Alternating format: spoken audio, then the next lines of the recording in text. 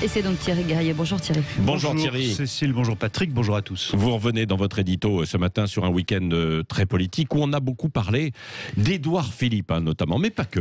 Et oui, avec le lancement d'Horizon, son propre parti politique samedi chez lui au Havre, l'ancien Premier ministre a réussi en effet à saturer la scène médiatique, la une du JDD, les 20h, les reportages.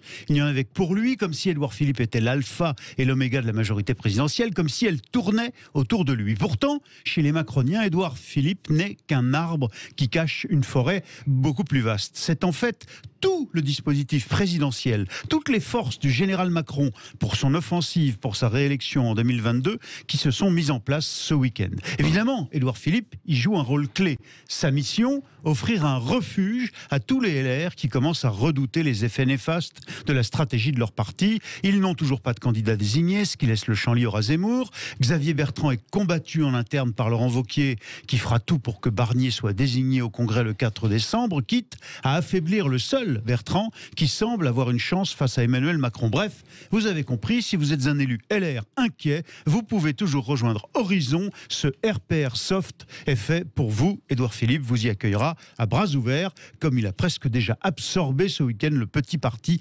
Agir au Havre. Oui, alors donc ça c'est pour les droites. On verra d'ailleurs avec notre sondage qu'en pensent les auditeurs dans un instant.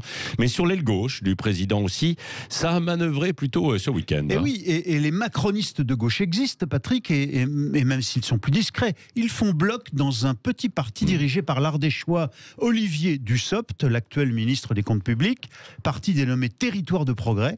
Aux côtés de Dussopt, la francilienne ministre du Logement Emmanuelle Wargon et le breton Jean-Yves Le Drian, le patron de la diplomatie française. Tous ces sociodémocrates macronistes draguent eux aussi leurs anciens camarades en déshérence, tous ceux par exemple qui ne se retrouvent pas dans le choix imposé par la direction du PS d'une Anne Hidalgo poussive et démagogue comme candidate et qui s'inquiète de sa campagne qui patine. Oui, et ces macronistes de gauche semblent avoir fait une belle prise. Eh bien, le maire PS de Dijon, François Rebsamen, figure notoire du PS, ancien sénateur, ancien ministre du Travail, qui, sans se rallier encore formellement à Emmanuel Macron, a envoyé un message vidéo de soutien très élogieux au congrès de Territoire de Progrès où il parle de combat commun.